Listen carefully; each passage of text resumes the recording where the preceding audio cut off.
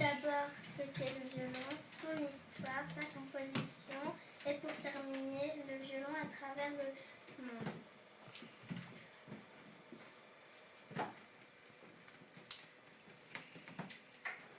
Le violon est un instrument qui rentre dans la catégorie des chœurs de femmes. C'est un instrument à cordes frottées. Le violon est un instrument à 4 cordes qui sont frottées par un archet ou pincé avec la pulpe du doigt. On appelle ça un pizzicato. L'instrument a 4 cordes, sol, ré, la, mi. On utilise une clé de sol pour commencer à jouer. Dans la famille des cordes frottées, on considère les instruments du plus aigu au plus grave. Le violon, l'alto, le violoncelle et la contrebasse. On remarque qu'ils sont de plus en plus grands et gros. La personne qui fabrique les violons s'appelle le luthier. Antonio Stradivarius est un des plus connus. C'est grâce au luthier de Crémone, en Italie du Nord, que le violon a évolué. C'est là.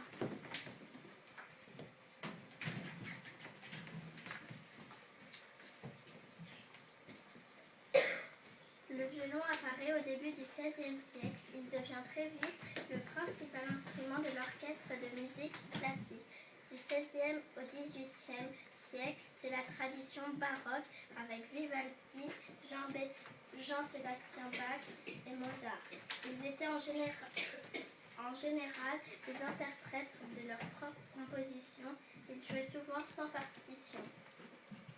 Dans la tradition du XIXe siècle, c'est la génération qui brise avec l'époque baroque et s'oriente vers la liberté de l'esprit et le romantisme, musique plus sentimentale. Ils atteignaient des sommets de la technique et de l'art du violon. Niccolò Paganini est le plus grand violoniste jamais connu. C'est aussi un compositeur qui a inventé de nouvelles façons de jouer. Saut, bariolage, tremolo, pizzicato de la main gauche, glissando. Une méthode d'apprentissage porte d'ailleurs son nom.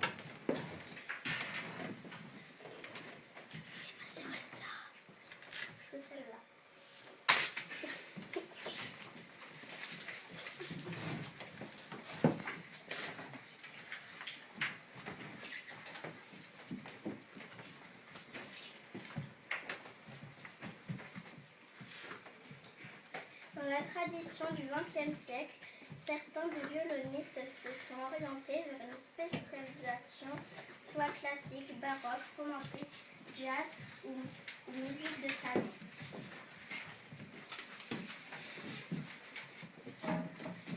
Le violon se compose de 3 parties, la caisse de résonance, le manche et les cordes.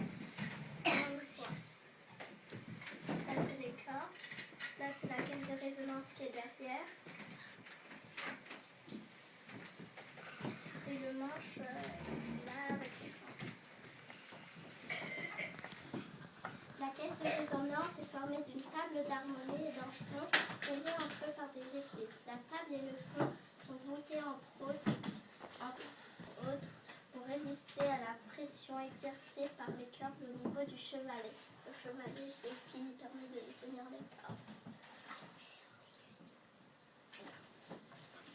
La table est percée de 2 ouïes en forme de F. La taille de ces ouïes, comme le volume de la caisse de résonance, sont des éléments déterminants sur le plan acoustique relatif au son. Chaque luthier choisit le dessin et la place exacte des ouïes. Les qualités sonores de la table dépendent notamment de leurs écartements. 2 éléments invisibles à l'œil nu, l'âme et la barre d'harmonie, sont d'une importance capitale, notamment dans l'équilibrage entre aigu et le grave de l'instrument. Quasiment tout le violon est en bois. De l'érable pour le fond, le manche, les éclisses et le chevalet. Cette essence de bois ne laisse pas passer le son, elle le renvoie. De l'épicéa pour la table d'harmonie et l'âme. C'est un bois de résonance qui va vibrer pour laisser passer le son amplifié pour que l'on puisse l'entendre. De l'ébène pour le filet, de la palissandre pour les chevilles et le bouton. L'archet est constitué d'une mèche de grain et de bois de Pernambouc. C'est un arbre qui vient du Brésil, qui est très dur et très basse.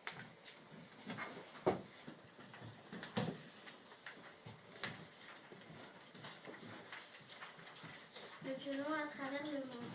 Le violon est joué partout dans le monde et de tellement de manières différentes. En Inde, le violon est largement joué dans la musique indienne et il est devenu un véritable instrument classique là-bas aussi, utilisé aussi bien en solo, accompagné d'une percussion qu'en accompagnement des chanteurs ou danseurs. On en joue d'une manière particulière.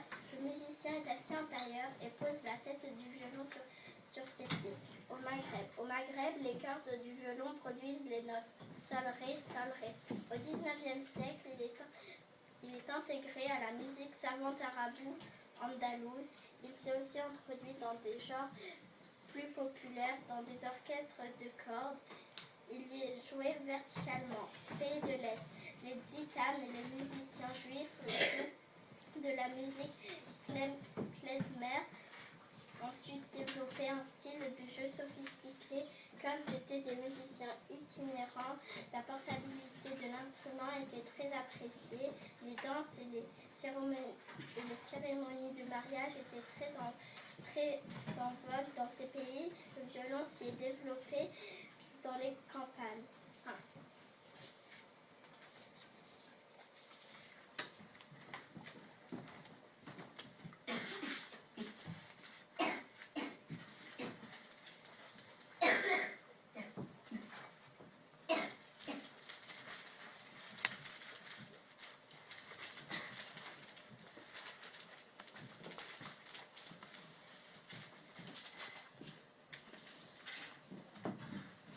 Alors, merci beaucoup Chalipa. Est-ce que tu peux nous jouer un petit peu de violon avant qu'on passe aux questions? Peux-tu rallumer la lumière, s'il te plaît, Aude? Peux-tu rallumer la lumière? Merci.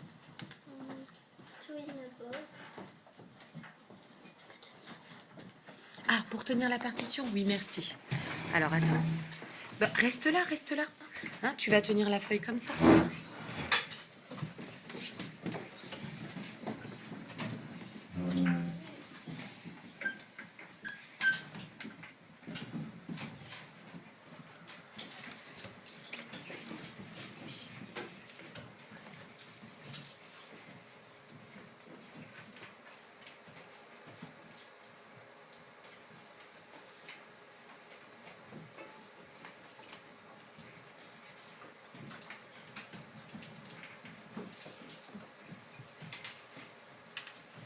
Est-ce que tu as besoin d'aide, Chalipa? Non, c'est bon? Après, on met de la colophane sur l'archet pour que ça glisse mieux. D'accord, tu peux le montrer à tout le monde? Tu peux te mettre debout, s'il te plaît?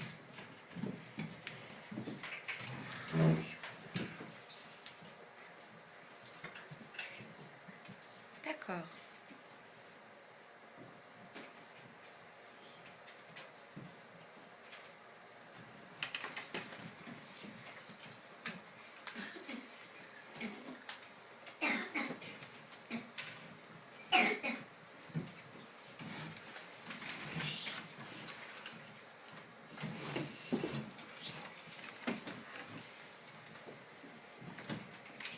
Alors, tu peux nous dire quel morceau tu vas jouer? Comment ça s'appelle? D'accord.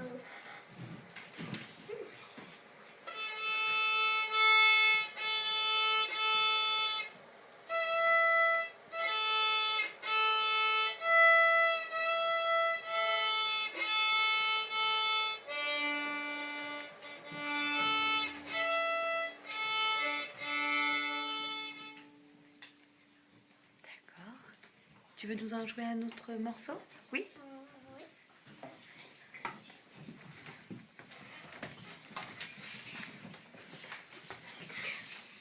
C'était Two in a Boat.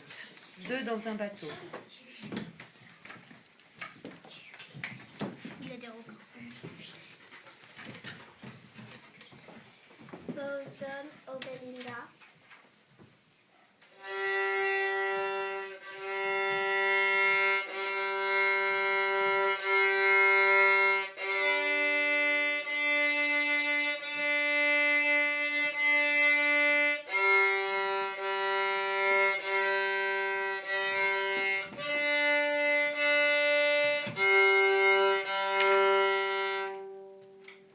Merci beaucoup, Chalipa.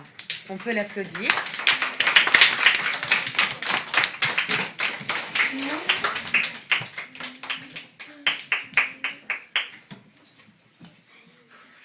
Alors, tu peux te relever, Chalipa? On prendra le temps de ranger tout à l'heure. Est-ce que vous avez des questions?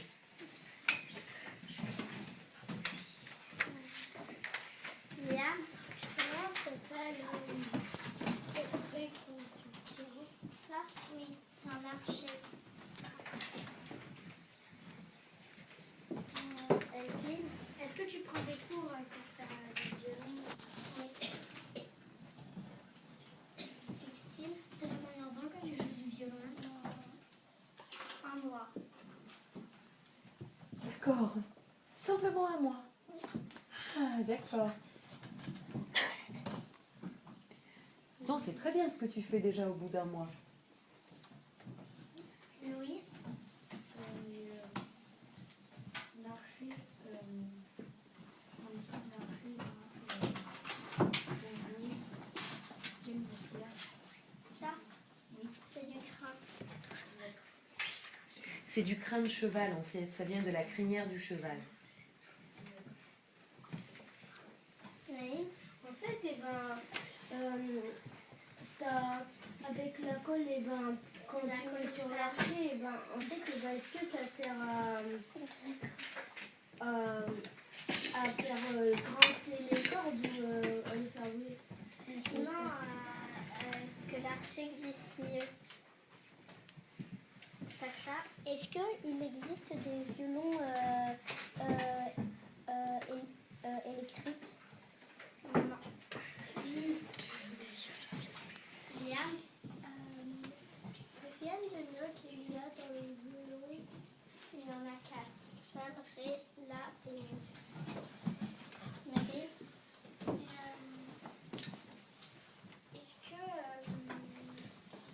il y a, par exemple, sur le violon et sur les autres, il y a la possibilité de jouer dans le aigu et le grave, la même tonalité sur tous les violons? Non. Odélia, avant moi je faisais de la musique et dans la salle où j'attendais il y avait des violons plus ou moins grands. Oui, après ça dépend de notre taille. Du coup, si on est un peu plus grand, on a un violon qui est un peu plus grand parce que quand faut qu'on arrive à tenir les manches avec sa main. Sacha, il existe combien de marques de violon? Je sais pas. Il en existe beaucoup. Peut-être Thibaut, ça fait très longtemps qu'il lève le doigt. Tu parles bien fort.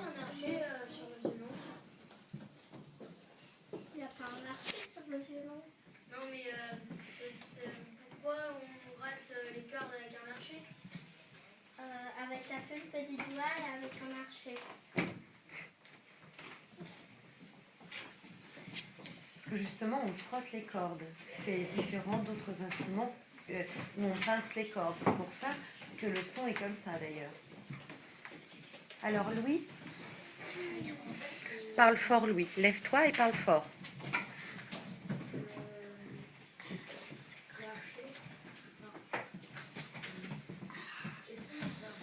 Plusieurs notes en même temps.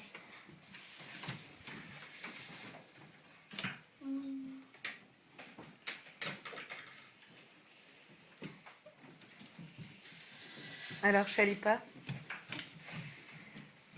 je ne pense pas. Elle peut faire les notes plus ou moins rapidement, donc très rapprochées, mais pas en même temps. En même temps, après, on peut appuyer sur 2 cordes en même temps. Et du coup, ça fera une autre note. Ça fera une autre note, voilà. Parce que tu obtiens justement les autres notes en frottant différemment et en frottant une ou plusieurs cordes, c'est ça.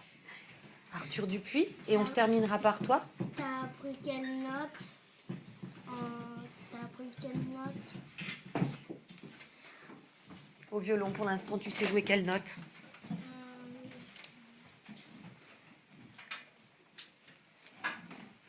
Je sais pas. Tu sais jouer les 4 que tu nous as cités. D'accord. Bien écoute, merci beaucoup Chalipa. On va t'applaudir, on te remercie pour cet exposé et cette belle présentation PowerPoint. Merci beaucoup.